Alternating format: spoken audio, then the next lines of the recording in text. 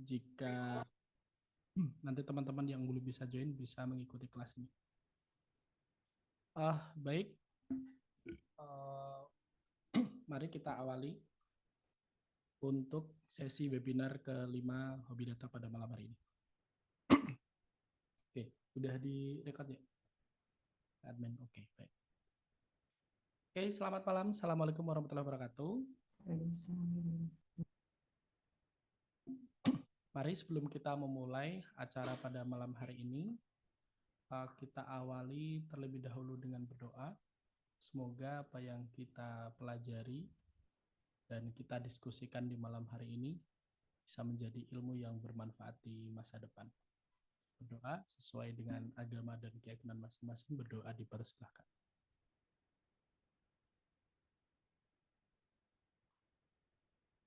Oke, berdoa cukup. Baik, terima kasih kepada seluruh peserta yang telah meluangkan waktunya dan bergabung dalam acara kami, yaitu webinar bulanan dengan topik pada malam hari ini kita akan membahas yaitu Building Professional Portfolio as a Data Scientist. Nah, apa itu? Jadi itu adalah sebuah topik di mana sebagai seorang yang ingin menjadi data scientist, lebih baik ia membangun portofolio gitu. Nah, portofolio itu apa, kemudian sebaiknya seperti apa, itu akan kita bahas pada malam hari ini.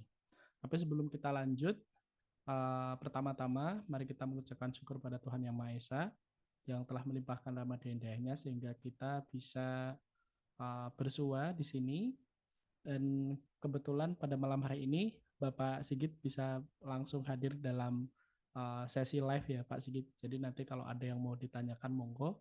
Tapi sebelumnya saya juga masih belajar Pak Sigit. Jadi nanti kalau mungkin ada pertanyaan yang belum bisa saya jawab, nanti mungkin saya butuh waktu atau saya coba cari jawabannya terlebih dahulu. Gitu. Kemudian selawat wassalam malah kita sanjungkan ke Nabi besar Muhammad Sallallahu Alaihi Wasallam. Dan apa yang kami usahakan juga semoga menjadi salah satu bentuk ibadah kami dalam bidang sesuai bidang yang kami tekuni yaitu data science gitu. Nah, pada malam hari ini kita akan membahas tentang portofolio data science. Gitu. Jadi ketika teman-teman ingin menjadi seorang data scientist dan sekarang masih belajar, gimana sih teman-teman bisa mendapatkan pekerjaan pertama gitu. Atau kalau teman-teman mau freelance, gimana sih teman-teman bisa mendapatkan project pertamanya, project data science pertama, gitu ya. Nah, itu yang akan kita bahas. Nah, beberapa hal yang akan kita bahas. Yang pertama adalah apa itu portofolio. Kemudian teman-teman juga pasti pernah atau untuk melamar pekerja juga sudah menyiapkan kurikulum vitae. Nah, terus apa bedanya gitu ya? Jadi nanti akan kita bahas portofolio versus CV gitu ya. Apa sih bedanya, kita udah punya CV nih gitu, saya udah bikin CV, kenapa saya harus bikin portofolio gitu. Kemudian nanti akan kita bahas lebih spesifik tentang data science portofolio, apa aja yang harus ada di dalam sebuah portofolio data science gitu. Dan sebenarnya nggak cuman di bidang data science saja, sebenarnya bidang apapun untuk membuat portofolio kurang lebih sama apa yang harus kita taruh di sana. Cuma nanti kita akan membahas karena spesifik tentang data science biasanya apa aja sih yang dibahas gitu. Atau isinya apa aja gitu. Kemudian bagaimana tahap-tahapnya untuk membangun sebuah data science portfolio. Apa saja langkahnya, mungkin dari cari topik dan seterusnya gitu ya. Nah, kemudian selanjutnya adalah topik-topik apa yang biasanya dibahas. Nah, khusus di data science sebenarnya topiknya akan selalu bergerak, akan selalu update, bahkan sebenarnya makin baik adalah topik-topik yang makin terkini. Tetapi tentu untuk belajar data science, untuk menguasai basicnya tentu uh, tidak mudah ataupun tidak bisa secepat itu gitu. Jadi kita harus pelan-pelan. Jadi kita bisa membangun portofolio itu mulai dari yang dasar sampai nanti ke advance, dan lebih baik itu didokumentasikan progres tersebut. Terutama kalau teman-teman mungkin ada yang masih mahasiswa, gitu ya. Jadi membangun data science portfolio tuh nggak perlu harus teman-teman jago dulu. Nah, nanti kita bahas lebih detailnya. Kemudian ada beberapa tips gitu ya terkait dengan data science portfolio yang bisa coba teman-teman terapkan. Nah, kemudian yang terakhir ini ada 3 sampel yang udah kami siapkan. Nanti teman-teman Bapak Ibu bisa gunakan apa yang sudah kami berikan, termasuk nanti saya juga membagikan GitHub pribadi saya. Nanti di situ code-nya juga terbuka, jadi teman-teman Bapak Ibu bisa langsung menggunakan uh, di GitHub repo yang sudah saya public gitu ya. Jadi kalau untuk public berarti itu Bapak Ibu boleh clone, boleh download bebas gitu. Oke, kita akan masuk ke materi pertama. Oh ya, kemudian teman-teman yang join sesi live, gitu ya, Pak Sigit nanti kalau ada pertanyaan boleh nanti langsung raise hand aja, atau mungkin kalau mau menuliskan dalam kolom chat juga silahkan deh Pak Sigit. Baik. Nah, kemudian kita akan mulai pembahasan yang pertama yaitu apa itu portofolio. Gitu. Ya, portofolio merupakan sekumpulan karya gitu atau proyek yang kita gunakan untuk menunjukkan beberapa hal gitu. Jadi kalau saya mau jadi seorang data scientist, buktinya apa gitu. Kalau CV nanti seperti apa akan kita bandingkan. Tapi kalau portofolio itu tuh untuk membuktikan teman-teman layak mendapatkan pekerjaan di bidang data science, teman-teman harus menunjukkan 3 hal ini, yaitu adalah skill. Oh, seorang data science itu harus bisa programming, berarti teman-teman bisa nunjukin skill programmingnya. Oh, sebagai seorang data scientist itu harus bisa mengelola database, harus bisa query database. Ya udah, teman-teman bisa tunjukin skill itu. Oh, sebagai seorang data scientist, teman-teman harus bisa membangun model machine learning, training gitu ya, mulai dari persiapan datanya, training, evaluasi, sampai deployment misalnya. Nah, itu juga harus ditunjukkan mana buktinya, skill itu gitu. Nah, kemudian uh, tidak hanya skill, tapi bagaimana teman-teman juga bisa menunjukkan proses berpikir. Nah, ini penting sebagai seorang data scientist sebenarnya cakupan teman-teman adalah menyelesaikan masalah dengan metode data science. Berbeda kalau teman-teman memilih profesi sebagai data analis, datanya sudah bersih, teman-teman nggak tinggal ya, tetapi memang fokusnya adalah mencari insight dari data yang sudah siap untuk diolah. Tetapi seorang data scientist itu sebenarnya lebih ke memecahkan masalah yang ada, kemudian teman-teman harus memahami bisnisnya, memahami masalahnya apa, kemudian teman-teman nanti mempropos sebuah metode data science ya, yang nanti bisa menyelesaikan masalah yang ada. Nah, proses berpikir itu juga bagaimana caranya dalam sebuah portofolio itu bisa ditunjukkan. Gitu. Nah, terus dalam wujud apa? Yaitu dalam hasil yang nyata. Gitu. Jadi, oh kalau teman-teman membangun model, mana modelnya? Oh, file model.pickle-nya udah ada. Gitu. Teman-teman melakukan pemodelan di satu file notebook, oh filenya ada. Gitu. Teman-teman bisa nunjukin. Gitu. Kemudian untuk menunjukkan proses berpikir, teman-teman juga bisa buat dalam sebuah slides ya. Jadi mulai dari membahas tentang bisnisnya, kemudian pemahaman tentang datanya, kemudian langkah-langkahnya itu teman-teman bisa tampilkan dalam hasil yang bisa dilihat gitu, bisa dalam sebuah file presentasi atau bahkan teman-teman juga bisa membuat sebuah video presentasi gitu. Itu juga memungkinkan. Nah, kemudian apa bedanya portofolio dengan CV gitu. Nah, ini ada beberapa aspek yang teman-teman bisa lihat ya, kita lihat gitu.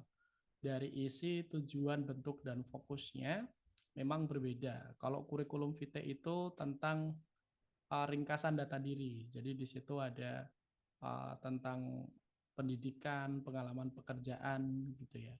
Kemudian latar belakang dan kualifikasi. Jadi teman-teman pernah kerja di mana aja, pernah membuat apa aja itu bisa diceritakan, tapi hanya dalam narasi singkat gitu ya. Oh, di sana saya bekerja apa, biasanya kan di kalau kita membuat CV itu eh, pekerjaannya apa aja ditulis detail tuh gitu. Saya menjadi seorang data analis, oh saya pernah bikin apa aja, oh saya pernah bikin dashboard untuk memantau perkembangan sebuah penyakit misalnya. Saya pernah membuat dashboard untuk memantau penjualan di berbagai cabang di seluruh Indonesia misalnya gitu. Nah, kemudian bentuknya dalam teks gitu ya, atau dokumen teks formal, biasanya PDF 1 sampai 2 halaman. Kemudian fokusnya adalah apa yang pernah teman-teman kerjakan sebelumnya gitu. Dan CV ini menjadi wajib kalau teman-teman apply suatu pekerjaan ya. Nah, kemudian kenapa perlu dilengkapi dengan portofolio? Karena di sini teman-teman bisa juga disebut seperti self claim ya, self claim gitu. Jadi teman-teman, oh saya pernah bikin ini hasilnya bagus gitu. Tapi mana buktinya gitu? Uh, Tidak ada gitu. Kayak jarang sekali di CV, dan memang bukan ini ya, memang bukan tempatnya gitu. Di CV itu teman-teman mencantumkan kecuali nanti GitHub repository ya, tapi mencantumkan per project itu memang tidak tempatnya gitu. Karena di CV itu untuk teman-teman pernah kerja apa gitu-gitu ya. Nah, di portofolio itu adalah fokus sama karya atau project yang ingin teman-teman tunjukkan, yang itu bisa menjadi bukti bahwa teman-teman itu menguasai skill tertentu. Gitu. Jadi isinya adalah karya atau proyek yang sudah pernah teman-teman buat dan terdokumentasi dengan baik, kemudian membuktikan bahwa teman-teman itu memiliki skill dan memiliki hasil kerja gitu ya. Bentuknya, nah bedanya kalau di CV itu dia dokumen teks gitu ya. Nah, di sini bisa bisa dalam dashboard misalnya, bisa dalam bentuk notebook atau website gitu ya, atau dalam sebuah GitHub repository gitu, atau sebuah tempat untuk teman-teman menyimpan folder yang nanti bisa uh, melakukan versioning di sana gitu. Nah, kalau di CV itu fokusnya adalah apa yang pernah dilakukan. Jadi sebelum ini saya apply di sini tuh saya pernah melakukan apa aja gitu. Nah, di portofolio itu ceritain kalau teman-teman punya hasil karya atau project, langkah-langkahnya gimana sih? Teman-teman melakukannya seperti apa? Oh, saya ambil datanya dari sini. Oh, saya cara cleaning datanya seperti ini. Oh, saya untuk melakukan pemodelannya saya pilih model yang ini. Kenapa gitu? Nah, teman-teman bisa jelaskan di situ. Oke, itu bedanya portofolio dengan CV. Nah, kemudian, nah untuk di data science portfolio itu sebenarnya kita bisa buat apa aja sih, gitu ya. Nah, ini secara umum, dan apalagi sekarang teknologi teman-teman ya, AI khususnya itu berkembang dengan cepat ya. Jadi bisa bisa kita sesuaikan gitu. Tapi yang jelas teman-teman tugasnya adalah pasti mengolah dan menganalisis data gitu ya. Dan secara lebih luas, tidak hanya menganalisis tapi juga memecahkan masalah dengan pendekatan data science gitu. Nah, secara umum itu. Kemudian in detail teman-teman juga bisa nunjukin portofolio tentang ketika teman-teman membangun sebuah model machine learning, membangun sebuah model deep learning. Membangun ini yang saya maksud adalah melakukan training ya dan mengevaluasi gitu. Atau teman-teman dengan model yang ada teman-teman terapin dan bikin sebuah aplikasi misalnya di deploy gitu, itu juga bisa gitu. Cuman biasanya kalau teman-teman mungkin latar belakangnya bukan dari teknik informatika atau sistem informasi gitu ya, biasanya memang butuh waktu untuk sampai itu karena memang tidak terbiasa aja, belum terbiasa gitu. Nah, sekarang juga sudah, wah udah, sekarang udah eranya udah Gen AI, eranya udah large language model, teman-teman juga bisa membuat seperti chatbot gitu ya, seperti retrieval augmented generation. Jadi teman-teman bisa langsung chatting tuh sama sebuah buku gitu ya. Teman-teman menggunakan model large language model gitu. Kemudian teman-teman melampaikan pertanyaan, Kemudian nanti teman-teman bisa langsung dapat jawaban dari si bukunya itu gitu ya. Seolah-olah seperti itu. Sebenarnya di situ ada sistemnya gitu. Nah itu juga bisa. Jadi teman-teman nggak perlu melakukan training model LLM ya, karena sangat besar sekali kalau di lokal mungkin hampir hampir tidak direkomendasikan ya, karena ukuran modelnya sangat besar. Gitu. Nah atau yang selanjutnya adalah dalam bentuk visualisasi data. Gitu. Nah, di mengolah tadi itu termasuk data cleaning, data pre-processing, gitu ya teman-teman. Itu bisa dalam satu bagian aja bisa. Jadi dalam satu project itu teman-teman hanya data cleaning aja itu nggak apa-apa. Karena kadang sebagai seorang data scientist, kalau teman-teman pernah belajar data science ya pasti tahu salah satu proses terpanjang dalam satu proses data science itu adalah membersihkan data gitu ya. Jadi kalau teman-teman membuat sebuah project itu khusus buat data cleaning itu nggak apa-apa gitu. Jadi langkah-langkahnya apa aja, teman-teman yang di cleaning apa, yang distandarkan apa itu boleh banget. Gitu. Nah, atau diteruskan bahkan sampai mendapatkan insight gitu ya teman-teman, mencari insight yang bermanfaat gitu. Atau apa sih hal-hal yang ketika teman-teman bentuk itu dalam visualisasi, tapi tidak terlihat ketika dalam bentuk tabular, nah, itu disebutnya insight gitu. Tren misalnya kan nggak terlihat tuh di data tabular tuh nggak kelihatan bulan apa naiknya, bulan apa turunnya gitu. Bagaimana polanya tuh nggak terlihat. Dia hanya terlihat ketika sudah divisualisasikan misalnya. Nah, eh, karena teknologi makin maju, datanya juga tidak hanya sedikit ya teman-teman ya. Maka butuh satu tool, satu alat untuk mengkonversi data teman-teman yang banyak itu menjadi visualisasi gitu. Jadi kayak semacam wajib lah gitu. Kalau teman-teman cuma punya data 10 sampai 15 baris, ya bisa terlihat tuh. Teman-teman bisa cek angkanya satu persatu dan diurutin gitu ya. Tapi kalau gimana kalau datanya udah 10 tahun, 20 tahun gitu ya, barisnya 2000-an, 10.000 baris misalnya kan nggak mungkin ya. Teman-teman bisa menyajikannya dalam suatu visualisasi. Nah, visualisasi ini bisa report gitu ya, atau bisa dashboard interaktif yang teman-teman nanti bisa dinamis gitu ya. Misal saya cuma mau lihat di tahun 2020 bisa, mau lihat di uh, kuartal tertentu bisa gitu ya, tinggal nanti dibentuk aja gitu. Nah, kemudian uh, ini juga yang penting gitu. Jadi menceritakan hasil analisis dengan menarik. Ini juga bisa. Kalau ini khusus data cleaning, ini pemodelan, ini visualisasi data. Nah, teman-teman udah dapat satu hasil nih. Nah, ini kaitannya juga visualisasi ya. Itu data storytelling. Jadi teman-teman nggak perlu ngejelasin langkah-langkahnya kayak apa, tapi teman-teman udah dapat nih. Oh, ternyata data apa nih yang menarik. Misal teman-teman ngaji tentang EBG ya, apakah dia efektif apa enggak. Misal teman-teman udah dapat visualisasi gimana sebarannya, gimana mungkin ada isunya, jumlah isunya ada berapa kasus tersebar di berapa titik gitu misalnya ya. Terus teman-teman sajikan itu dalam satu cerita yang mengarah ke suatu kesimpulan yang bermanfaat gitu ya teman-teman ya. Satu analisis yang bagus itu juga bisa gitu. Jadi uh, dan di sini akan menunjukkan bagaimana proses berpikir tadi yang dibahas di slide sebelumnya, teman-teman. Gitu.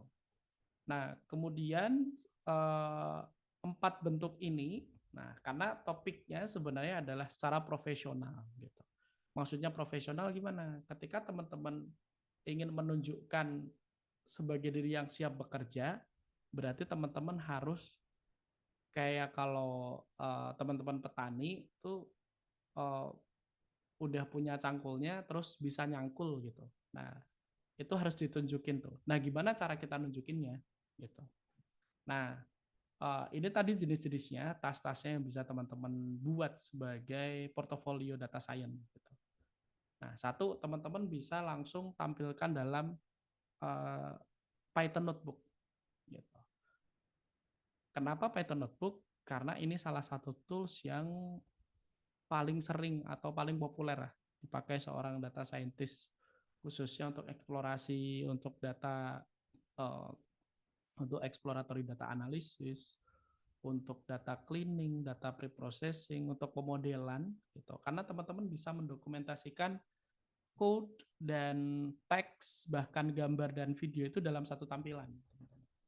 Gitu. Ini salah satu kekuatan dari Python Notebook ya. Teman-teman bisa setup lokal Jupyter atau teman-teman bisa pakai cloud seperti Google Colabs gitu ya.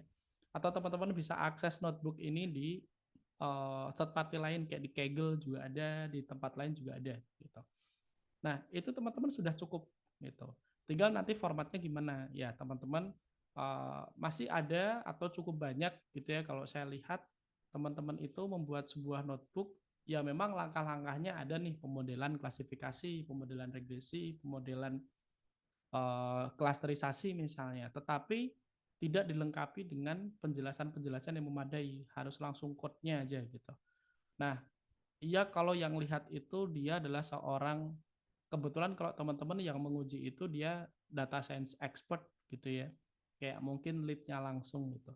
Tapi kadang teman-teman mungkin bisa nanti berinteraksi nggak cuman sama expert ya, mungkin sama orang-orang yang membutuhkan hasil analisis teman-teman, gimana caranya penyampaiannya biar bisa lebih mudah gitu ya. Nah, kalau dalam visualisasi data enak banget nih ketika teman-teman pakai notebook seperti ini, karena teman-teman sudah bisa kayak nambah narasi-narasi begini, kemudian nanti juga ditambahkan visualisasi hasil code-nya. Jadi nanti kalau ada data berubah misalnya, teman-teman bisa tinggal langsung run dan hasilnya bisa tampil di satu halaman yang sama gitu. Nah, ini yang pertama gitu. Salah satu alternatif. Nah, alternatif yang kedua, teman-teman bisa tampilkan dalam sebuah dalam GitHub ya. Nah, apa itu GitHub? GitHub adalah salah satu uh, alat untuk version control gitu ya. Kalau teman-teman ngoding tuh kan teman-teman akan update code-nya ya. Nah, gimana caranya teman-teman untuk mendokumentasikannya kalau udah teman-teman update beberapa versi gitu ya. Nah, ingin balik lagi, nah itu bisa tuh di GitHub gitu. Dan sebagai seorang uh, talent data gitu ya, maka khususnya teman-teman ingin di data scientist, teman-teman harus belajar GitHub. Nah, apa itu? Nanti teman-teman bisa di luar kelas ini mungkin nanti bisa cari materi gitu ya teman-teman ya untuk belajar apa itu GitHub gitu. Salah satu rekomendasinya yang mudah dipelajari itu di WPU, uh, Web Programming Unpas, channel YouTube, teman-teman bisa cek di situ. Gitu. Nah, di sini teman-teman bisa membagikan repository namanya, kayak semacam folder gitu ya teman-teman ya. Nah, nanti teman-teman bisa kayak misal di sini saya buat satu repo namanya K-mean clustering gitu. Nah, teman-teman bisa taruh code-nya di sini, kemudian datanya juga di sini. Nah, ini teman-teman sebagai bukti atau untuk menyimpan gitu ya, untuk menyimpan hasil pekerjaan teman-teman. Ini masih awal banget dulu, jadi ini juga belum terlalu lengkap ya teman-teman ya. Ini udah 2 tahun yang lalu gitu. Ada project-project saya yang lain, ini kayak juga saya dulu pas awal belajar juga menampil untuk ini ya. Kalau teman-teman belajar klasifikasi itu menggunakan data iris ya. Nah, itu juga saya teman-teman bisa simpan dalam satu repository seperti ini gitu. Oke. Nah, ada satu fitur juga di dalam GitHub. Nah, atau teman-teman bisa alternatif lain gitu ya. Yang intinya teman-teman ada satu halaman yang bisa diakses gitu ya. Kalau teman-teman memungkinkan untuk membuat sebuah website itu lebih baik, atau kalau enggak ya kita cari yang gratis-gratis aja gitu ya. Bisa pakai Notion misalnya yang mudah, atau mungkin blog juga nggak apa-apa gitu. Tapi yang penting teman-teman mulai dulu gitu maksud saya. Nanti bisa bisa bisa lama-lama akan berkembang bahkan sampai teman-teman mungkin bisa bikin website sendiri gitu. Nah, kalau saya ini ada salah satu referensi di sini ada satu halaman ya teman-teman ya. Jadi teman-teman bisa ngedeploy sebuah repo nanti jadi sebuah website portofolio lah gitu ya, atau website pribadi seperti itu. Nah, nanti tampilannya seperti ini. Sebenarnya ini saya juga hanya nge-clone, ini udah ada template-nya ya teman-teman ya. Ini sebenarnya lebih ke akademik gitu. Tapi untuk data science ini bagus banget nih, teman-teman bisa tampilin portofolio di sini gitu ya. Atau kalau teman-teman sharing pengalamannya pernah apa aja ini ya. Kalau di sini saya pernah ngajar di beberapa tempat, gitu, ada di ruang guru, ada di Rakamin gitu-gitu. Nah, teman-teman bisa bisa buat seperti ini juga gitu. Nah, ini untuk memudahkan mengenalkan diri teman-teman gitu ya, terdokumentasi dengan baik. Gitu. Termasuk teman-teman juga bisa nambahin CV nih, satu halaman CV di sini. Nah, ini teman-teman bisa ngubah-ngubah template-nya ya, gitu ya. Jadi sebenarnya saya hanya clone dari satu ini ya teman-teman ya, satu repo namanya academic pages github.io gitu. Jadi di sini udah ada template-nya, saya tinggal ngubah-ngubah aja disesuaikan. Nah, ini awalnya seperti ini nih gitu. Oke. Kita kembali lagi ke slides. Ya. Nah, terus apalagi itu ada bentuk lain lagi ada gitu teman-teman. Nah, teman-teman bisa pakai Streamlit. Nah, mungkin ada yang pernah dengar atau belum apa itu Streamlit. Jadi Streamlit adalah sebuah library di Python yang memudahkan kita untuk membuat sebuah web app gitu. Kalau teman-teman mau bikin satu tampilan membuat app yang mudah gitu ya teman-teman ya. Di sini udah ada halaman, teman-teman di sini sudah ada tab gitu-gitu ya. Untuk bikin header, untuk bikin visualisasi, pokoknya jadi sebuah uh, satu aplikasi gitu ya, yang mudah untuk di-serve, termasuk kodenya juga sangat uh, minim sekali gitu. Jadi teman-teman kalau mau bikin header, mau bikin tombol-tombol kayak gini tuh code-nya sangat pendek-pendek gitu. Nah, teman-teman bisa pakai Streamlit gitu. Nah, di Streamlit itu teman-teman bisa langsung ngedeploy satu aplikasi di Streamlit-nya secara gratis gitu. Nah, ini saya tadi buka-buka ada repo saya yang bisa saya deploy lagi nih gitu. Ini saya punya Iris web app ya. Jadi di sini saya ingin nunjukin bahwa saya itu udah belajar klasifikasi gitu ya. Nah, biar menarik, saya buat seperti ini gitu. Jadi di sini udah interaktif ya, teman-teman ya. Jadi di sini udah ada hasil pemodelannya. Nanti hasil pemodelannya akan muncul seperti ini. Nah, cuman di sini, nah ini mungkin masih kurang best practice ya teman-teman ya. Karena saya hanya menunjukkan ini ada input, ada prediksi, terus nanti dapat hasil gitu. Nah, ini project yang udah saya buat beberapa waktu yang lalu, itu di Hobi Data ya teman-teman ya, di kurang lebih 2 tahun yang lalu gitu. Nah, nah ini kalau teman-teman perhatikan ini bukan di lokal ya, ini udah di hosting di Streamlit-nya gitu. Jadi nanti teman-teman bisa uh, ngedeploy langsung ya di situ. Nah ini linknya bisa teman-teman cantumkan di website pribadi teman-teman misalnya, atau di porto teman-teman, nanti di notebooknya juga bisa gitu ya. Nah, artinya ini salah satu alternatif gitu. Nah, ada juga di sini klasifikasi gambar ya. Di sini pakai data MNIST. Nah, jadi di sini saya nggak input tapi ngambil acak aja terus diprediksi gitu ya, teman-teman. Nah, untuk kalau teman-teman lah ini kan bisa aja dipas-pasin gitu ya. Kan bisa di track code-nya ya, teman-teman ya. Teman-teman bisa yang mau ngecek itu bisa ke track langsung di repo kita gitu. Nah, sekali lagi ini untuk menunjukkan bahwa Mas Joko tuh berarti udah bisa ini ya, udah bisa mendeploy model machine learning, kemudian juga bisa bikin aplikasi interaktifnya. Nah, ini jadi bukti nyata gitu, teman-teman. Nah, karena itu adalah kunci dari portofolio tadi.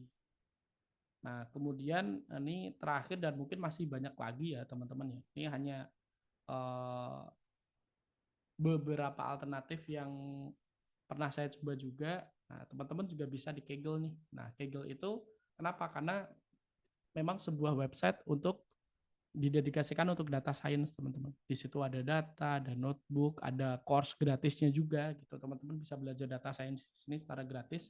Gitu ya, materinya terurut mulai dari Python, mulai dari machine learning, apapun di sini juga sudah ada, cuman dalam berbahasa Inggris gitu ya teman-teman ya. Jadi teman-teman kalau mungkin belum terbiasa ya harus effort dikit untuk translate gitu. Nah, di sini juga udah ada notebook dan teman-teman nanti ketika membuat suatu pemodelan gitu ya atau membuat project lah di sini itu sudah terdokumentasi. Teman-teman bisa langsung dikunjungi profilnya, teman-teman udah pernah bikin notebook apa aja, teman-teman atau pernah teman-teman berkontribusi untuk ngupload data apa, itu teman-teman juga bisa membangun portofolio di Kaggle juga gitu.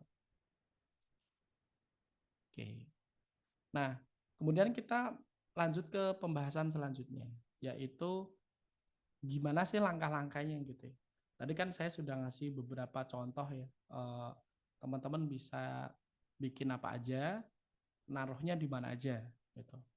Nah, terus bangunnya gimana? Apalagi teman-teman masih pemula gitu ya, atau mungkin baru belajar, baru dengar data science, uh, pengen pengen jadi data scientist misal gitu ya. Nah, pertama karena bahasan di data science itu sangat luas ya teman-teman ya. Mulai dari ada teman-teman kalau mungkin eh, kan di situ gabungan di antara mathematics, programming sama satu bidang terkait yang mau diselesaikan tentu dengan data science itu. Misal di pertanian teman-teman juga harus paham pertanian, misal di perbankan teman-teman juga harus paham perbankan gitu ya. Nah, artinya teman-teman untuk membuat portofolio itu hal yang teman-teman udah kuasai. Jadi teman-teman fokus aja satu hal. Teman-teman mau apa? Oh, mau bikin visualisasi. Ya udah, mau visualisasi data aja gitu. Mau machine learning, ya udah fokus aja di machine learning. Teman-teman. Meskipun sekarang udah masuk large language model, udah masuk gen AI, udah masuk apa tuh? Update terus gitu ya. Ya udah teman-teman, yang penting progres aja gitu. Terus berprogres. Udah teman-teman kalau sekarang mau belajar machine learning, udah machine learning. Kalau sekarang teman-teman mau bikin data cleaning, ya udah data cleaning aja. Pastikan itu sampai selesai gitu. Jadi fokus aja dulu, fokus sampai teman-teman benar-benar paham karena teman-teman nanti akan nunjukin skill dalam bentuk nyata gitu. Jadi kalau teman-teman fokus nanti hasilnya pasti lebih baik. Nah, kemudian langsung bikin gitu. Kalau teman-teman udah nentuin fokusnya, bahkan sampai bidangnya gitu. Misal visualisasi data di bidang pendidikan, ya udah teman-teman fokus di situ, langsung bikin aja. Mau bikin dalam report boleh, mau bikin dalam dashboard boleh. Ya udah, tapi teman-teman langsung bikin gitu. Nggak hanya belajar nonton tutorial YouTube, cari-cari atau mungkin diskusi-diskusi dengan ChatGPT gitu ya. Nah, karena teman-teman butuh satu portofolio gitu, satu jejak gitu ya, satu hasil karya. Jadi teman-teman harus bikin, mau bikin dashboard di Tableau boleh, di Looker Data Studio boleh, atau mau yang Python base kayak Streamlit tadi juga boleh. Tapi intinya adalah bikin sesuatu gitu. Nah, teman-teman udah bisa bikin nih. Nah, gimana caranya teman-teman ngejelasin kalau teman-teman tuh bisa bikin gitu. Jadi setelah teman-teman udah fokus, udah bikin sesuatu, teman-teman ceritain caranya tuh gimana, langkah-langkahnya gimana gitu. Nah, kalau seperti ini berarti akan lebih baik kalau uh, beneran dari awal sampai akhir gitu ya. Uh, jadi kayak kalau teman-teman tuh mau ngolah data tuh bahkan akan lebih baik kalau teman-teman ngambil data asli gitu ya. Bukan dari Kaggle misalnya, tapi langsung data mentahnya terus teman-teman proses, dimodelkan, terus jadi insight gitu. Itu tentu akan lebih baik gitu ya. Kalau bisa seperti itu. Tapi kalau enggak ya udah datanya saya ngambil dari Kaggle dulu atau datanya saya ngambil dari mana dulu gitu ya. Boleh teman-teman. Tapi teman-teman dokumentasikan prosesnya gitu. Nah, teman-teman sudah dokumentasikan, nah tampilkan secara profesional gitu. Tadi bisa di Git, bisa di slide presentasi, bisa di personal website gitu ya teman-teman ya. Bisa di notebook gitu. Ini bisa ditampilkan secara profesional tadi. Nah, termasuk mungkin bahasanya, urutannya gitu-gitu ya teman-teman. Nah, kemudian ini yang penting perbaharui secara berkala gitu. Kayak tadi itu profil saya udah 2 tahun terakhir gitu ya. Jadi saya harus perbaiki tuh, harus perbaru lagi gitu. Nah, kebetulan beberapa porto saya memang belum saya taruh karena memang masih confidential ya teman-teman ya. Jadi kayak belum saatnya keluar gitu. Mungkin tahun depan mungkin ya kalau udah banyak yang bahas mungkin bisa gitu. Karena ada beberapa hal-hal yang memang harus di-keep di perusahaan gitu. Nah, itu bisa teman-teman ya. Jadi bisa diperbaharui gitu. Mungkin setahun sekali atau 2 tahun sekali teman-teman cek lagi gitu. Kalau teman-teman mungkin udah dapat pekerjaan gitu ya, udah fokus di pekerjaannya gitu. Nah, itu tetap akan lebih baik kalau teman-teman juga memperbaharui secara berkala gitu. Nah, kemudian topiknya apa aja gitu. Jadi ini sebenarnya mirip kayak tadi dibentuknya, cuman di sini kayak topik lebih detail ya teman-teman. Jadi ini adalah topik-topik yang menarik untuk dilihat orang gitu. Sebenarnya saya masuk di data science portfolio topik itu sebenarnya itu yang menarik dilihat orang, baik dia expert maupun enggak gitu. Dan itu penting karena ketika teman-teman nanti nunjukin satu portofolio, tentu teman-teman nggak akan hanya nunjukin ke seorang expert data scientist gitu ya, yang dia udah jadi lead misalnya, dia udah bekerja bertahun-tahun. Kadang teman-teman hanya ketemu sama orang yang saya tuh butuh orang yang bisa ngolah data gitu. Uh, Kalau saya punya data kayak gini, bisa kamu apain gitu ya. Nah itu teman-teman bisa nunjukin itu gitu ya. Jadi ke orang-orang yang nggak tahu apa itu machine learning, apa itu deep learning gitu-gitu ya.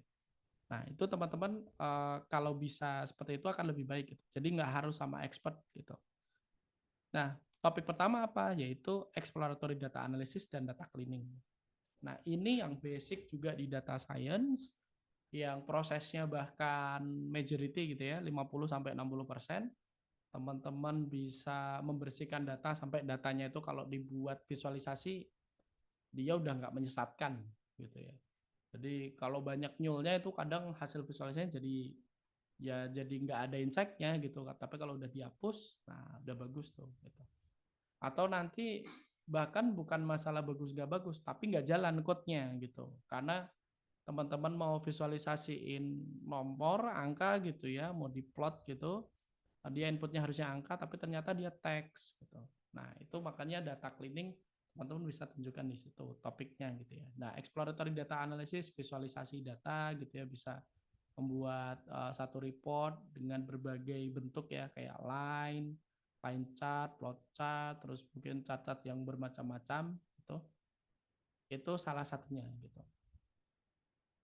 Kemudian khusus juga di sini data visualization dan storytelling. Nah, seperti yang sudah saya bahas ini juga penting banget dan ini akan sangat bisa dikonsumsi atau dipahami siapapun gitu. Mau dari BOD gitu ya, CEO gitu, atau sampai tim marketing gitu ya, atau tim distributor tuh bisa memahami ini teman-teman. Gitu. Dan teman-teman bisa nanti bikinnya itu udah tersusun gitu ya. Kalau dalam storytelling teman-teman tuh punya analisis apa sih? Oh, mungkin apa sih yang menyebabkan kenapa penjualan tahun ini tuh menurun 30% gitu. Teman-teman bisa jelaskan itu secara runtut gitu ya dalam satu project itu akan bagus banget gitu. Nah, atau teman-teman yang udah suka ngoding banget nih, udah suka model banget, ya udah teman-teman buat predictive modeling. Sekarang udah ada machine learning, udah ada deep learning gitu ya. Nah, kemudian ini juga salah satunya social media trend analysis. Nah, ini juga siapapun juga bisa bisa connect ya gitu, bisa butuh apa yang teman-teman jelaskan, bisa ya sentiment analysis, bisa topic generation gitu ya. Nah, kemudian ini salah satu yang saya tambahkan juga nih, yaitu analisis data-data publik, teman-teman. Jadi data-data yang ada bisa diakses secara umum ya. Sekarang kan sudah smart city juga udah banyak ya. Jadi teman-teman bisa ngambil data-data dari situ tuh. Gitu. Dari BPS misalnya itu juga bisa. Gitu. Atau dari BMKG atau dari masing-masing Pemda sekarang sudah ada data. Nah, kalau teman-teman bisa nyampein analisis ini dan insight-nya itu memang bagus gitu ya, itu juga bisa bisa menarik perhatian banyak orang gitu ya. Nah, artinya apa? Ketika teman-teman membangun personal branding teman-teman ya. Cuman sebenarnya si portofolio ini hanya satu part gitu. Saya nggak membahas tentang personal branding sebagai data scientist, tapi ini salah satu alat atau salah satu ya alat utama sih untuk membangun itu tuh teman-teman harus pilih topik-topik yang bisa dilihat banyak orang. Nah ini teman-teman nanti juga bisa tampilkan itu share di sosial media teman-teman. Nah khusus profesional berarti teman-teman nanti sosial medianya bisa LinkedIn gitu ya. Jadi teman-teman bisa share portal teman-teman gitu ya. Itu juga dalam sebuah postingan LinkedIn juga bisa gitu. Oke. Nah, kemudian ini yang semoga bisa membantu teman-teman ya. Beberapa tips yang menurut saya ini penting dan saya biasanya kalau lagi eh, motivasinya turun, saya inget-inget hal ini nih gitu. Jadi yang pertama mulai dari hal kecil gitu. Maksudnya apa? Kalau teman-teman mau bikin porto itu nggak harus yang keren-keren gitu. Nggak harus langsung retrieval augmented generation gitu. Context engineering bla bla bla atau langsung pakai model-model deep learning yang udah pakai PyTorch, TensorFlow yang rumit-rumit, mungkin teman-teman yang belum uh, yang baru masuk gitu ya langsung code-nya langsung panjang-panjang gitu. Nggak usah, teman-teman dari hal kecil aja. Teman-teman baru belajar Python untuk apa nih function gitu. Ya udah teman-teman bikin aja porto tentang function bisa banget gitu. Jadi ya udah teman-teman tunjukin proses teman-teman membangun sebuah function di Python itu nggak apa-apa gitu. Atau teman-teman nanti udah bisa bikin visualisasi pakai Matplotlib, ya udah bikin aja visualisasi data di situ terus jelasin prosesnya gitu. Terus ditampilkan di tempat yang tadi terdokumentasi dengan baik tadi. Bisa di personal website, bisa di GitHub repository, bisa atau di sekiranya tuh bisa diakses banyak orang secara online gitu ya teman-teman ya. Nggak hanya di laptop lokal teman-teman gitu. Nah, tips yang kedua, fokus pada proses bukan hasil gitu. Jadi yang penting teman-teman tuh proses terus, belajar terus, tunjukin cara berpikir dan langkah teman-teman. Nah, kalau saya tuh melihat apa yang sudah saya kerjain 2 tahun lalu, ya udah ini ada bahkan yang ini hanya code doang gitu ya. Tadi ada yang k-means clustering itu hanya code doang gitu. Ya nggak apa-apa sekarang kalau kita lihat sekarang ya udah nggak apa-apa. Tapi nanti itu akan berproses. Next-nya akan saya lengkapi gitu ya, akan lebih baik lagi gitu. Nah, terus tadi, nah ini gunakan data publik itu juga saya masukkan di sini karena tadi teman-teman bisa kayak lebih kontributif lah gitu kalau pakai data publik tuh. Misal teman-teman nemuin apa gitu ya. Nah, kayak saya dulu pernah bikin tulisan eh, ternyata nilai matematika itu secara rata-rata nasional peningkatannya sangat tidak signifikan gitu ya dengan berbagai kurikulum dan lain-lain gitu. Nah, itu bisa bisa kita ungkapkan dari menggunakan ini ya metode data science itu bisa teman-teman. Misalnya kayak gitu ya. Nah, itu jadi menarik tuh yang baca juga cukup banyak gitu. Nah, eh, bisa pakai data publik gitu. Nah, kemudian ini tadi mulai dari hal kecil, fokus pada proses bukan hasil. Nah, teman-teman juga harus mulai aware untuk membangun profil online. Gitu. Jadi upload apa yang teman-teman kerjakan, nggak cuman jangan hanya ditaruh di laptop lokalnya teman-teman, tapi taruh itu di GitHub. Kalau teman-teman belum tahu GitHub, cari tahu apa itu GitHub. Kalau teman-teman belum punya akun GitHub, udah bikin gitu. Kalau teman-teman belum tahu caranya upload notebook ke GitHub, cari caranya, langsung di-upload gitu. Nah, terus teman-teman juga harus nyiapin diri di sosial media yang profesional ya, ya di LinkedIn gitu. Dan di situ memang sosial medianya orang untuk bekerja gitu. Memang khusus untuk profesional gitu, nggak di Instagram yang secara umum untuk hiburan misalnya atau mungkin sosial media lainnya gitu. Nah, saya bisa kasih contoh ini LinkedIn saya. Nanti teman-teman kalau mau connect boleh banget itu. Nah, teman-teman nanti bisa buat gitu ya. Nah, ini nih langsung muncul Pak Anies ya. Pak Anies update kerjaan nih gitu. Pak Anies aja punya LinkedIn gitu ya teman-teman ya.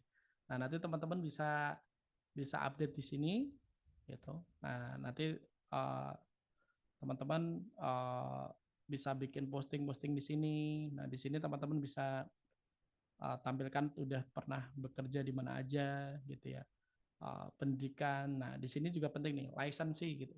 Lisensi ya, teman-teman udah punya sertifikasi apa aja tuh bisa ditaruh di sini, teman-teman punya skill apa aja gitu ya. Terus di sini bisa teman-teman mencari rekomendasi atau memberikan rekomendasi gitu ya. Karena saya menjadi mentor di beberapa tempat, jadi yang tampil memberikan rekomendasi ya teman-teman. Oke, nanti teman-teman boleh nih buat connect di LinkedIn saya. Terus semoga nanti bisa uh, berdiskusi gitu ya dan bisa bikin satu hal yang bermanfaat gitu di masa depan. Gitu. Boleh nanti teman-teman kalau mau connect gitu. Oke. Nah, kemudian, nah ini ada beberapa contoh ya teman-teman. Ada beberapa contoh data science portfolio yang saya buat gitu. Ini sebenarnya sudah dibuat di Hobi Data udah sejak lama gitu. Dan ini saya kumpulkan kembali dan semoga nanti bisa membantu teman-teman juga gitu ya untuk kalau teman-teman mungkin belum menemukan contoh-contoh dalam berbahasa Indonesia misalnya gitu ya. Ini udah ada gitu. Oke, mungkin saya ulas sekilas saja ya teman-teman ya. Kayak pertama di sini tentang uh, credit default prediction ya. Nah, di sini tuh teman-teman gimana sih cara membuat notebook yang nanti secara umum gitu ya atau bisa nunjukin tadi skill, kemudian proses berpikir sama hasil gitu. Pertama, teman-teman ikutin aja tuh proses data science ya. Pertama dari business understanding, teman-teman jelasin ini tentang bisnisnya apa. Kalau ini kan tentang prediksi pengajuan kartu kredit itu, ini orang bakal gagal bayar apa enggak gitu ya. Jadi saya nge-propose kan untuk menentukan dia itu layak diberi kredit sama enggak kan biasanya dulu sama expert nih. Itu butuh waktu lama ya teman-teman ya. Nah, dan di era sekarang itu di fintech itu pengajuan seperti ini tuh dalam 1 menit bisa ratusan bahkan ribuan gitu. Nah solusinya gimana? Kan nggak mungkin ya untuk nambah orang buat nyelesain aplikasi segitu banyak. Maka machine learning bisa kita propose nih sebagai seorang data scientist gitu. Terus hasilnya itu juga cuman ya atau tidak. Nah itu bisa kita propose pakai probability gitu. Nah itu teman-teman dijelasin nih di bagian ini. Nah kemudian selanjutnya adalah data understanding gitu. Datanya tuh apa sih? Nah ini saya pakai satu data yang acuan banyak orang ya dari UCI Machine Learning Repository default of credit card client gitu ya teman-teman. Di sini udah ada nih. Nah pastikan di data understanding itu teman-teman tahu kolomnya apa aja, ini tentang apa gitu. Kemudian tipe datanya apa. Nah ini penting banget gitu. Teman-teman harus tahu gitu. Nah baru setelahnya teman-teman explore tuh uh, mulai explore ada berapa baris, kolom gitu-gitu sampai nanti teman-teman lakukan inspeksi ya. Nah, ada yang null atau enggak gitu, ada yang duplikasi atau enggak gitu. Kemudian secara statistik gimana teman-teman bisa cek gitu. Nah, uh, dari df.describe ini, nah ini mungkin sharing juga sebenarnya yang dilihat apa sih? Kan cuma tampil rata-rata 50%, 75%, 25%. Teman-teman di sini bisa langsung lihat ya bahwa datanya itu nanti dia distribusinya skew atau enggak, menceng atau enggak gitu. Kalau mean sama mediannya itu beda ya pasti berarti dia nanti nggak tepat di tengah gitu ya. Nah itu udah cukup banget tuh. Terus nanti teman-teman bisa lihat standar deviasinya gede atau enggak gitu. Nah itu udah jadi apa ya indikasi nanti teman-teman untuk analisis selanjutnya untuk outlier misalnya. Nah itu bisa dilihat dari sini nih, dari sini dulu gitu. Nah baru lanjut ke tahap selanjutnya exploratory data analysis. Itu ada missing value, duplikasi data, outlier gitu ya dan seterusnya. Nah, di sini yang namanya data analysis itu ada univariate, ada multivariate. Gitu. Nah, teman-teman nanti bisa diikutin ini untuk case klasifikasi ya. Ini contohnya seperti ini. Nah, termasuk di variable Y-nya itu, oh ternyata dia nggak imbang tuh, yang kelas satunya lebih dikit daripada kelas 0. Nah, ini di pemodelan machine learning ini satu challenge ya, yaitu perlu dianticipate. Nah, dari situ diprosesinya kayak apa? Oh, outliernya di handling. Oh, ada saya bisa bikin variabel baru dari variabel yang udah ada, namanya feature engineering. Gitu. Kemudian ada transformasi log gitu ya. Kalau datanya tadi dia nggak normal gitu, supaya dia normal, nah itu pakai log transformation. Nah, kenapa perlu dinormalin? Kayak karena saya nanti juga akan pakai beberapa model yang memang dia idealnya tuh datanya berdistribusi normal. Gitu. Oke. Nah, ini teman-teman bisa nanti cek lebih detail. Kalau nanti ada pertanyaan, boleh teman-teman ditanyakan di grup yang sudah teman-teman join sekarang ya. Gitu. Nanti teman-teman bisa bisa bertanya di situ. Nah, ini saya juga udah buatkan contohnya teman-teman dalam bentuk slide seperti ini. Gitu. Jadi kalau tadi udah ada code-nya gitu ya, karena dalam notebook, teman-teman bisa langsung sajikan aja di sini. Gitu. Oh, problem statement-nya apa, masalahnya itu apa, teman-teman bisa jelasin di sini. Dalam bahasa Inggris tentu akan terlihat lebih profesional ya teman-teman ya. Kemudian langsung bisnis objektif dan goal-nya apa gitu. Nah, terus masuk nih tadi business understanding, ini data understanding gitu. Nah, tentu menampilkan dalam notebook sama slide tentu ada beda teman-teman ya. Teman-teman bisa langsung tampil kayak gini, terus poinnya apa dikasih penjelasan. Gitu. EDA juga sama, ini step-stepnya teman-teman bisa recap di sini. Nah, temuannya apa aja, teman-teman juga bisa taruh di sini. Oke, ini dilanjut di data cleaning dan pre-processing. Kemudian modeling, nah ini langsung hasilnya aja. Oh, yang paling bagus pakai XGBoost gitu. Based on F1 score sama MCC-nya misal gitu ya. Nah, kemudian ini ada ROC curve-nya gitu-gitu. Nah, yang penting teman-teman juga mengimplementasikan hasil ini gitu. Bisa ditampilkan seperti ini gitu. Oke. Kemudian ini kan technical ya teman-teman ya. Nah, kaitannya sama bisnis apa? Nah, teman-teman bisa tambahkan bisnis insight seperti ini. Jadi kalau akurasinya 81% nih maksudnya apa?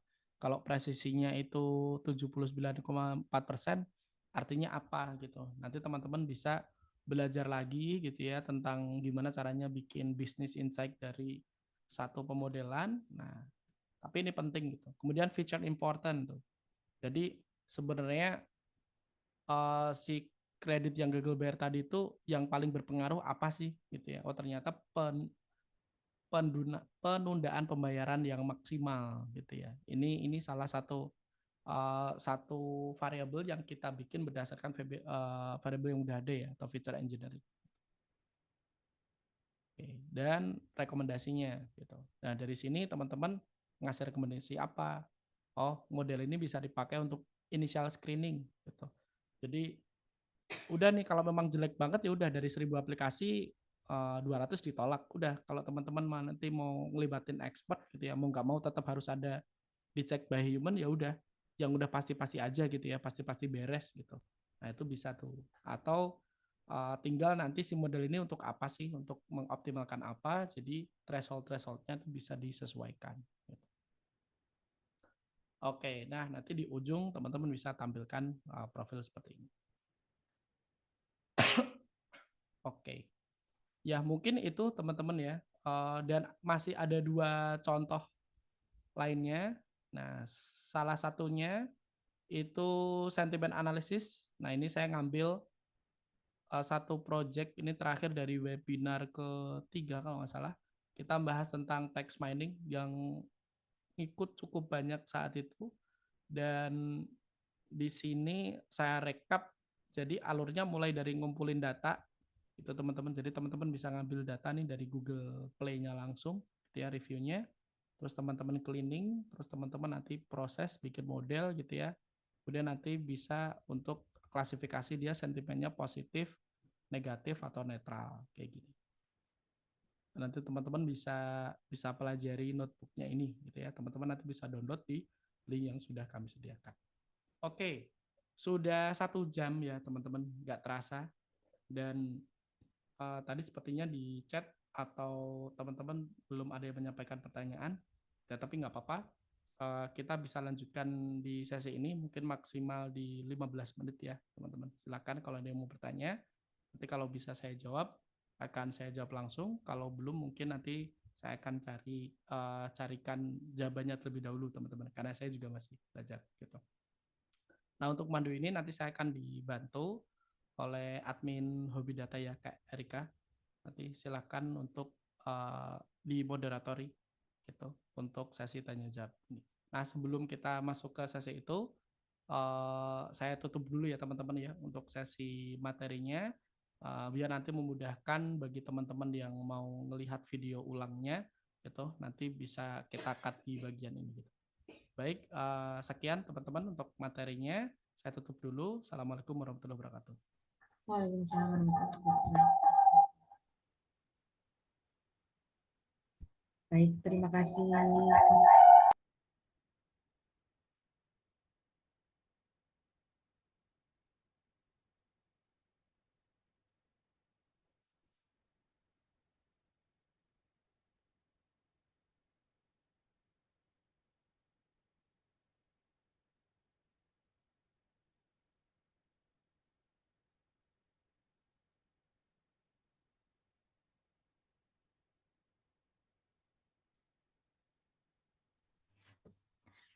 Baik, terima kasih.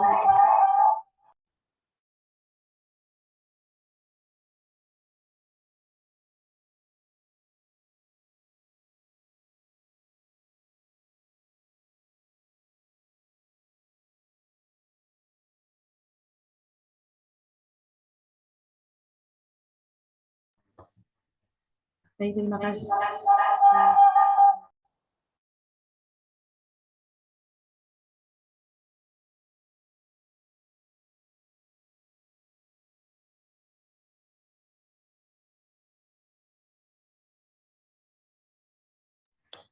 Baik, terima kasih kepada Kak Joko Elianto atas materi yang diberikan. Banyak sekali insight terkait dengan cara membangun portofolio sebagai data science ya teman-teman. Nah, sebelumnya tadi tuh belum sempat sapa-sapa nih. Ada Kak Sigit, ada Kak Eli sama Kak Firna ya di sini. Mungkin bisa on mic gitu. Mau tanya apa? Mumpung live ya gitu kan ya. Bisa langsung tanya-tanya ke Kak Joko mungkin langkah-langkah awalnya dulu bisa dapat kerjaan kayak gitu atau terkait portofolio pertamanya tuh apa gitu atau nanti terkait eh, kesulitannya dulu waktu daftar data science gitu boleh ya. Terus jangan lupa untuk mengisi daftar hadir yang ada di kolom Zoom, kolom chatnya ya, untuk pembuatan sertifikat. Seperti itu. Mungkin boleh tahu nih untuk Pak Sigit asalnya dari mana ya? Bisa via chat mungkin sambil tanya-tanya nih. Uh, oh izin open mic ya Mbak Erika. Suaranya jelas. Jelas-jelas Pak. Uh, saya asal dari Medan. Oh ya, Yang aduh close, aduh. Ini kalau apa? Kalau terputus maaf ini. iya Pak, nggak apa-apa. Jaringannya jelek. Di sini seharian hujan, jadi hmm, lumayan nih jaringannya. Yang ingin saya tanyakan ke Mas Joko, yang pertama itu kalau untuk remote job di bidang data science itu persaingannya gimana Mas? Ya, itu yang pertama. Nah, yang kedua itu untuk bisa mendapatkan job pertama itu yang kita tampilkan di CV itu apa ya selain portofolio gitu? Apakah pengalaman kerja juga perlu gitu? Apakah ada minimal pengalaman kerja kalau mau ambil remote job? Misalkan experience 3 tahun, experience 5 tahun gitu. Kemudian apakah ada menuliskan batas usia? Gitu aja pertanyaan saya pada saat melamar gitu. Apakah ada batasan usianya gitu ya? Terima kasih. Oke, baik. Terima kasih, Mas Sigit. Mungkin saya akan jawab setahu saya aja ya, Pak ya. Nah, Siap. yang pertama, tadi pertanyaannya tentang, malah lupa Pak, yang pertama tadi. Oke, eh, kalau yang terakhir apakah ada bagaimana Batas usia. persaingannya ya? Oh, Ya, persaingan. Ya, ya persaingan. Kalau untuk persaingan. remote work, kebetulan saya juga remote, cuman ini dulu karena saya dapat pekerjaannya itu pas pandemi gitu, dan ini juga startup yang baru dibuat sih saat itu. Kebetulan saya memang dapatnya remote work gitu, dan trennya sekarang memang menurun kalau di Indonesia ya untuk remote work ya Pak ya. Jadi kebanyakan sekarang kalau data science itu lowongannya kebanyakan kalau di Indonesia itu sudah hybrid atau onsite gitu kalau di Indonesia. Nah kalau di luar, kalau saya lihat-lihat di Upwork itu memang persaingannya cukup tinggi gitu, terutama kita bersaing Oke. sama teman-teman dari India dan lain-lain itu memang persaingannya cukup ketat ya Pak ya. Dan sekarang ini kan teknologi makin cepat nih Pak. Jadi kalau kita mau berkarir remote khususnya di worldwide itu mau nggak mau kita harus rapid learning gitu. Jadi sekarang proyeknya itu banyak-banyaknya di Gen AI, large language model gitu-gitu. Kalaupun ada proyek-proyek tentang machine learning ataupun deep learning, itu mungkin ini ya sudah ya ada satu dua gitu. Tapi uh, akan lebih banyak ke topik-topik yang terkini sih. Gitu. Nah itu kalau di luar. Kalau di Indonesia sebenarnya kita malah agak agak seperti biasanya kita mengikutinya itu 10 tahun agak ketinggalan gitu ya. Jadi di Indonesia sekarang malah trennya itu gimana caranya sebuah perusahaan itu dia berbasis data atau data driven. Kayak di perusahaan saya juga uh, adalah membantu perusahaan-perusahaan itu gimana dia be bertransformasi jadi data driven company. Jadi kalau di Indonesia sebenarnya kayak UMKM gitu-gitu juga masih baru mulai gitu ya. Tapi kalau yang remote tadi memang persaingannya ya tadi harus belajar terus gitu hal-hal yang apa teknologi-teknologi terbaru. Terus yang di CV itu di apa yang perlu dicantumkan apa aja? Satu pengalaman kerja itu bisa diceritakan langsung kita pernah bikin apa gitu. Jadi bukan bekerja di mana tetapi di situ ngapain gitu. Kalau kaitannya sama CV ya. Misal pernah bekerja di mana gitu, tapi pernah buat apa? Oh, saya pernah membuat predictive modeling untuk ini dengan hasil seperti ini gitu. Jadi gitu. Kemudian apakah ada batas kriteria tertentu untuk remote work? Nah, itu kalau kita lihat LinkedIn, mereka sudah punya kualifikasinya sendiri-sendiri dan itu macam-macam. Kalau kualifikasinya yang masih pemula, ya tentu dia tidak mensyaratkan pengalaman kerja sekian tahun, terus sertifikasi tertentu itu tentu tidak. Tapi kalau uh, yang dia sudah expert itu yang dicari memang lead data scientist misalnya, atau uh, from engineer atau apa yang baru-baru itu biasanya memang mensyaratkan pengalaman kerja udah berapa tahun gitu. Tergantung gitu. Kalau dia yang masih apa levelnya beginner juga ada gitu. Gitu sih. Kalau usia batas atas setahu saya nanti yang penting kalau kalau di luar ya kerja di luar itu yang penting kerjanya selesai.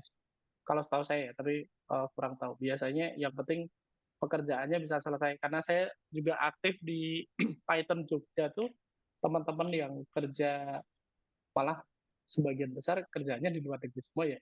itu juga sudah usianya sudah di atas 40, 50 gitu. Karena memang udah developer lama ya, udah sejak dulu. Kalau saya kan dulu dari matematik terjun ke sini juga paling baru berapa tahun, 5-6 tahunan gitu. Itu Pak Sigit, sepengetahuan saya seperti itu. Ya, Ya, terima kasih banyak Mas. Terima kasih. ya sama-sama. Sangat bermanfaat buat saya, buat masukan nanti. Ya, semangat Pengen Pak. ngikutin jejaknya Mas Joko nih nanti nih, insya Allah lah. Amin, amin. Terima kasih ya. Saya Ya, sama-sama. tutup mic-nya. Ya, silakan. Ya. Mungkin ada satu lagi, Kak Eli. Asalnya dari mana ya? Oh, sepertinya ini ya, belum respon. Baik, sambil menunggu teman-teman yang lain, mungkin ada yang mau diutarakan tapi belum nemu nih idenya apa gitu ya. Izin mau share screen dulu, menyampaikan informasi.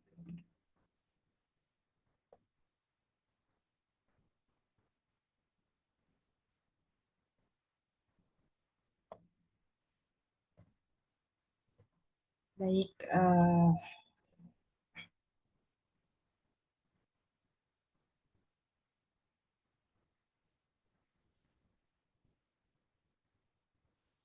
jadi teman-teman di bulan November ini agenda bulanan terkait dengan hobi data itu akan ada webinar 5.0. Ini materinya terkait dengan machine learning for data science from theory to application. Ini akan dilaksanakan pada tanggal 24 November di jam 19.30 melalui Zoom meeting. Nah, di sini untuk webinarnya sendiri itu gratis ya teman-teman. Jadi untuk teman-teman yang mau join silakan bisa daftar nanti di link yang ada di bio Instagram Hobi Data atau bisa di screenshot dari sini nanti bisa di search aja di Google. Kemudian benefit yang akan teman-teman dapatkan yang pertama ada sertifikat, kemudian rekaman webinar, materi, kemudian nanti juga ada mini portofolio project-nya, dan yang terakhir itu harapannya ya nanti kalau gratis banyak teman-teman yang sama-sama pemula mungkin atau ada beberapa teman yang dari yang sudah bekerja di bagian data Sains itu ikut join di komunitas sehingga bisa saling menyampaikan informasi terkait dengan belajar data science itu. Nah, selain itu eh, di Hobi Data sendiri kita ada beberapa notebook. Yang pertama yaitu notebook series Python Basic for Data Science.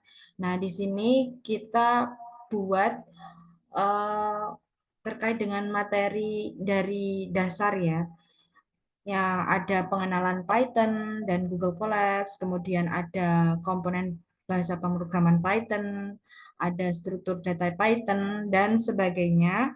Nah, itu dalam bentuk notebook yang bisa diakses oleh teman-teman sekalian. Nah, ini kita siapkan untuk teman-teman bisa belajar mandiri, kemudian untuk materinya sendiri itu terstruktur, jadi dalam bahasa Indonesia bisa dipahami gitu. Ada latihan soal dan kunci jawabannya. Kemudian yang kedua ada notebook series Pandas from Basic to Epic. Nah, di sini terkait dengan pengenalan Pandas sendiri yang digunakan di Python. Di sini juga materinya terstruktur, kemudian ramah untuk pemula, kemudian juga ada latihan soal dan kunci jawaban yang berbahasa Indonesia. Nanti teman-teman bisa akses seluruh notebook ini juga di link yang sama. Seperti itu.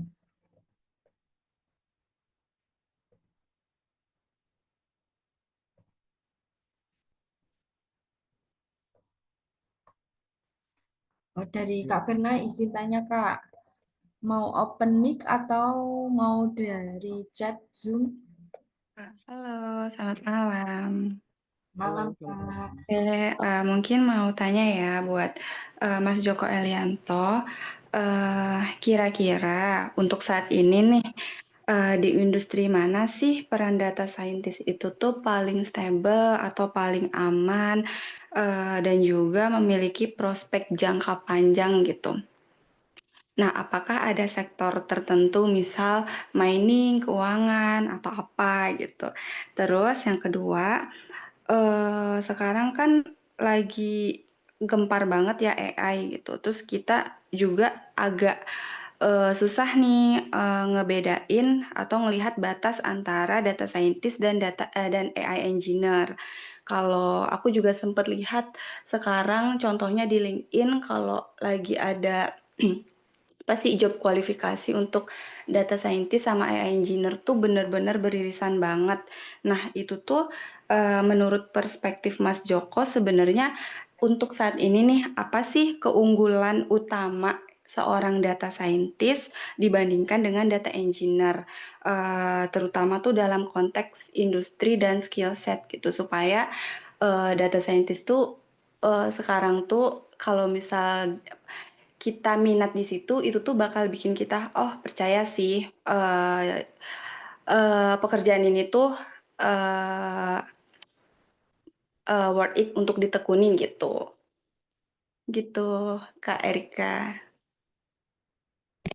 Baik, mungkin oke, langsung baik. bisa Terima dijawab. kasih Kak Vena untuk pertanyaannya. Oke, ini saya jawab sesuai preferensi saya. Yang pertama tadi di bidang apa sih yang bisa stable gitu ya. Kalau saya jadi data scientist itu tuh di bidang apa? Apakah di perbankan, apakah di mining gitu ya. Nah, sekarang so far kalau di Indonesia si data scientist itu udah seperti mungkin kalau zaman dulu ada tim IT gitu ya. Cuman sekarang tasnya memang detail atau khusus dia namanya data scientist gitu. Dan itu tuh kayak semua perusahaan sekarang butuh satu posisi itu ya. Kalau dulu mungkin subtasnya ada di tim IT gitu, tapi sekarang udah mereka tuh udah masing-masing punya lah gitu.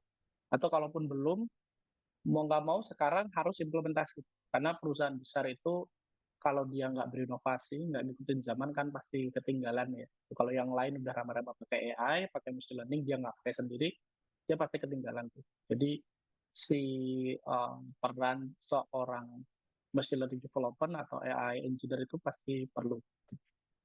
Nah, di industri apa yang stable, ya kalau mau yang aman ya kita cari bukan yang kalau teman-teman mau cari yang aman ya berarti cari yang memang perusahaannya udah bonafit gitu-gitu ya. Mungkin sudah ada jaminan kerja dan lain sebagainya. Itu bisa dan sekarang di BUMN atau perusahaan swasta yang besar-besar gitu ya, yang multinasional itu pasti dia ada posisi di bidang data science atau data analisis sih gitu. Itu udah pasti ada. Terus gimana caranya kita menerapkan diri atau menyesuaikan diri nih sebagai seorang data scientist ya, menekuni data science. Kok sekarang rame-rame itu ada AI engineer yang sebenarnya tugasnya ya mirip-mirip banget sama data scientist. Nah, kalau saya menganalogikannya kayak machine learning. Dulu kan bagaimanapun si machine learning itu salah satu tools dari data science. Gitu. Jadi si data science itu kan sebenarnya kumpulan dari tiga ilmu ya, ilmu mathematics, ilmu programming, IT gitu, sama uh, bidang tertentu gitu ya. Misal di mining atau keuangan, pokoknya di satu bidang itu yang nanti kita juga menggunakan ilmu matematik, statistik, dan pemrograman. Nah, AI itu dia kan berkembangnya dari matematik dan programming ya, gitu. Dan itu salah satu tools saja. Memang si AI itu dia punya karakteristik yang sekarang seolah-olah kita bisa kayak kasih semua tugas ke dia gitu ya. Jadi kayak seolah-olah itu bisa menggantikan peran manusia gitu, seolah-olah, tapi sebenarnya tidak, karena si AI itu sangat tergantung sama input yang masuk ya. Bahkan AI yang generatif pun, yang sekarang udah jadi chatbot dan lain-lain itu memang bisa kita terapkan. Oke.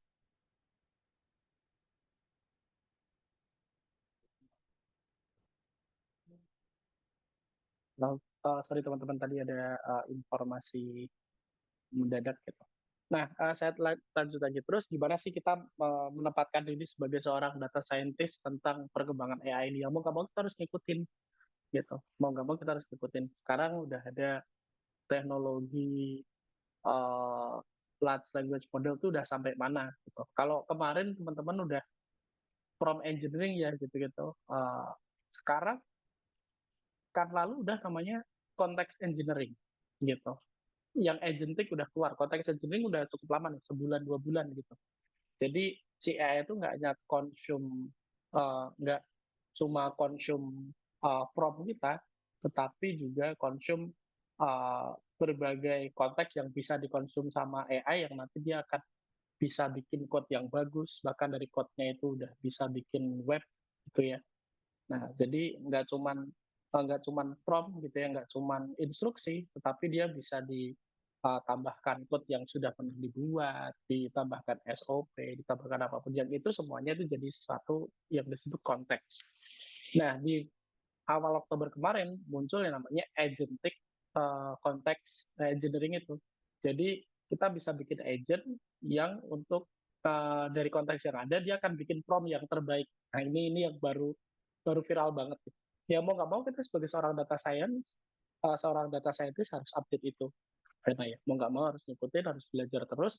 Tetapi tetap core-nya kita adalah solve the problem. Gitu. Solve the problem yang ada di perusahaan itu dia punya masalah apa. Kalau dia nggak perlu machine learning ya nggak usah pakai machine learning. Kalau dia cukup pakai dashboard ya udah. Kalau dia cukup visualisasi data, analisis data, udah cukup gitu. Tapi fokusnya dia punya masalah apa, kita kasih toolsnya di data science. Seperti itu Kak Verna. Semoga menjawab ya. Oke, berarti untuk industri itu as long company-nya itu sustain ya udah aman ya. Ya, Oke. ya kurang lebih. Oke, makasih Mas Joko. Sama-sama. Baik, teman-teman, karena sepertinya ini ya sudah tidak ada yang bertanya lagi dan waktunya sudah pukul 20:22. Mungkin kita cukupkan dulu sampai di sini. Sebelumnya terima kasih kepada teman-teman yang hari ini bisa hadir live. Mohon maaf atas segala kekurangan dari tim Hobi Data, dari Kak Pemateri yaitu Kak Joko juga. Mungkin itu saja. Sekian dari saya. Wassalamualaikum warahmatullahi wabarakatuh. Nah, Terima kasih Pak Sigit, Kak Verna, dan Kak Andi. Terima kasih Mbak, terima kasih. kasih.